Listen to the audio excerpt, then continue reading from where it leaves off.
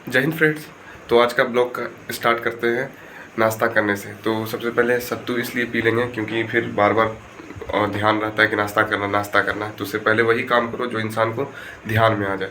तो पहले नाश्ता कर लूँगा, उसके बाद मैं एक नीचे फ्रेंड है और उससे जाके मिल लूँगा क्योंकि उसका तबीयत ख़राब था। रात में दवाई ला के दे दिया था, पर अभी जाके एक बार देख लेना ज़रूरी है क्योंकि भाई जब आप एक साथ रहते हैं और एक जगह पर रहते हैं तो कभी कभी ऐसा मोमेंट आ जाता है। तो मैं उसको जाके भी देख लेता हूँ कैसा है, उसके बाद आगे आके पढ़ाई पे बैठता हूँ।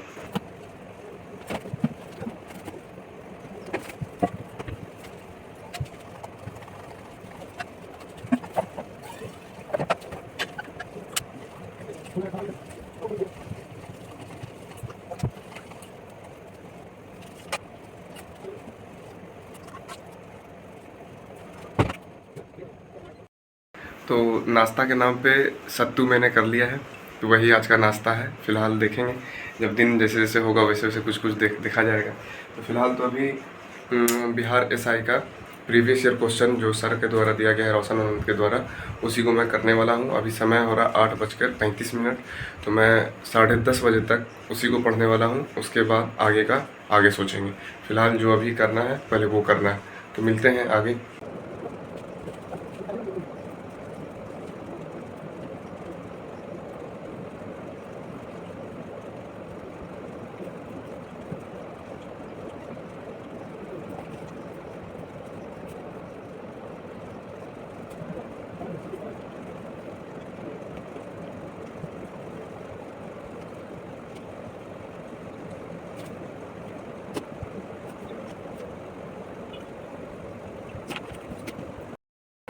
तो समय अभी 10:30 हो गया है, आप देख पा रहे होंगे।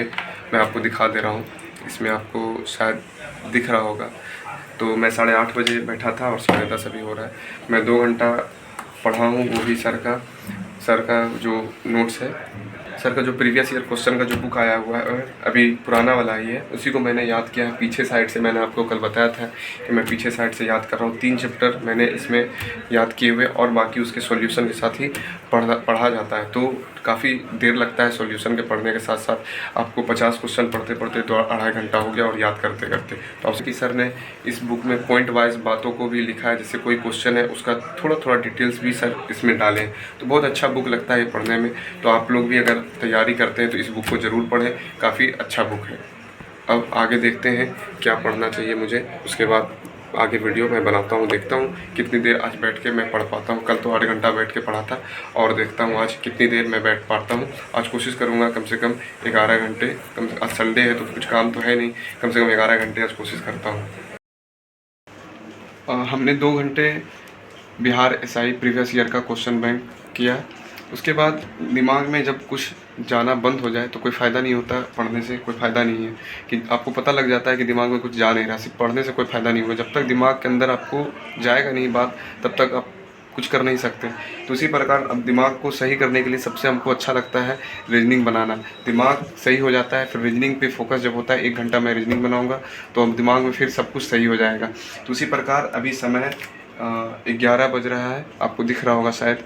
इसमें अभी 11 बज गया है, तो 11-12 मतलब 1 घंटे मैं रीजनिंग बनाऊंगा और रीजनिंग बनाने के बाद फिर से मैं देखता हूँ कौन सा सिलेबस को रिवीजन करना है और कौन सा सिलेबस को याद करना है। आगे वीडियो में मैं बताता हूँ।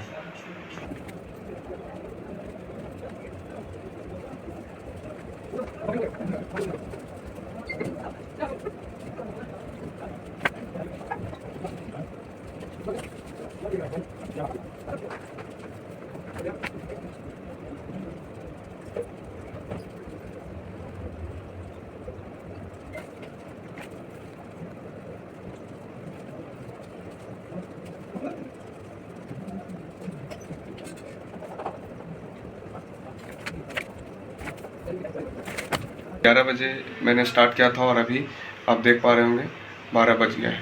तो रीजनिंग का तो काम ख़त्म हुआ, 1 घंटे में सब सही हो गया है। रीजनिंग हमने बनाया 40 क्वेश्चन बनाया, जिसमें कि 13 गलती है, बाकी सब सही है। गलती नहीं, बस मिस्टेक थोड़ा थोड़ा हो गया है, उस चीज़ को सुधार लेंगे। पर अच्छा लगा बना के रीजनिंग भी थोड़ा। उसके बाद अब हम देखते हैं कौन सा पढ़ाई आगे करना है। मेरे हिसाब से पॉलिटी पढ़ना चाहिए क्योंकि पॉलिटी ही सर के द्वारा पढ़ा दिया गया और हमने इसका एक बार भी रिवीजन कल किया था सिर्फ, और आज इसका रिवीजन फिर से करने वाला हूँ। रिवीजन के साथ साथ मतलब कहने का मतलब है कि याद करना ज़रूरी होता है। अगर चीज़ों को आप याद नहीं करेंगे तो वो सही नहीं होगा।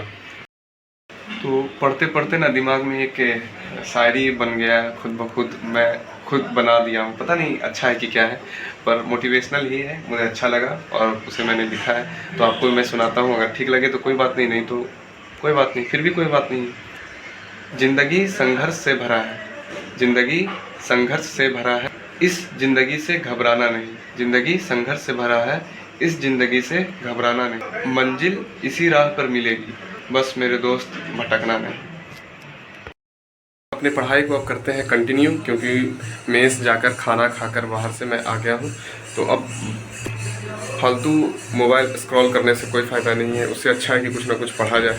तो अभी आप देख पा रहे होंगे 2:30 बज रहा है। तो अब मैं अब यहाँ से अगले 2.5 घंटे पॉलिटी ही पढ़ने वाला हूँ और याद की हुई चीज़ को रिवीज़न करूँगा, और जो याद करना है उसे तो याद करना ही है। तो बिना वक्त गवाए काम शुरू करते हैं। चलिए आइए देखते हैं आगे क्या होता है फिर।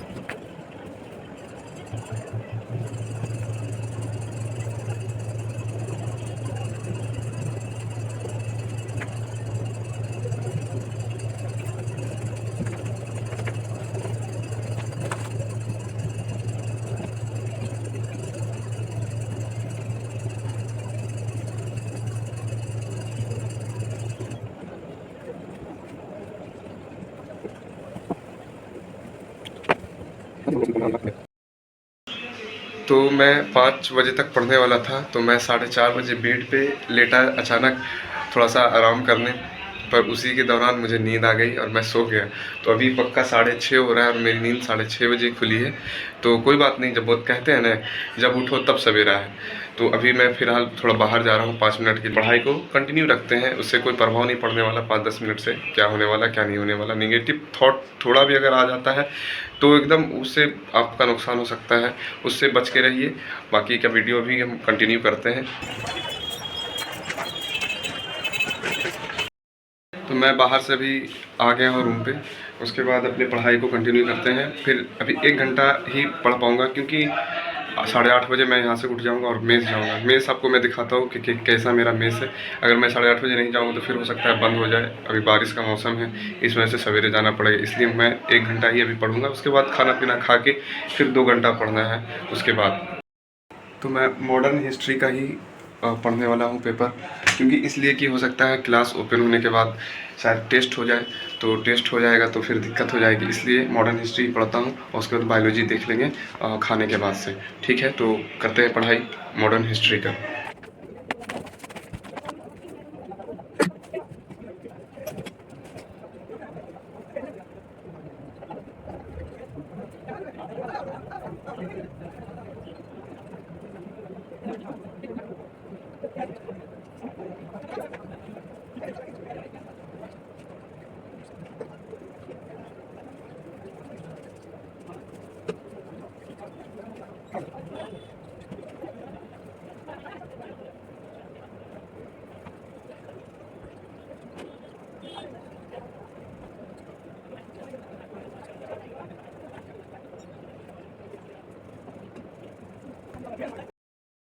तो मैं आपको बता रहा हूँ कि 8 साढ़े 8 अभी हो गया है, आप देख पा रहे होंगे।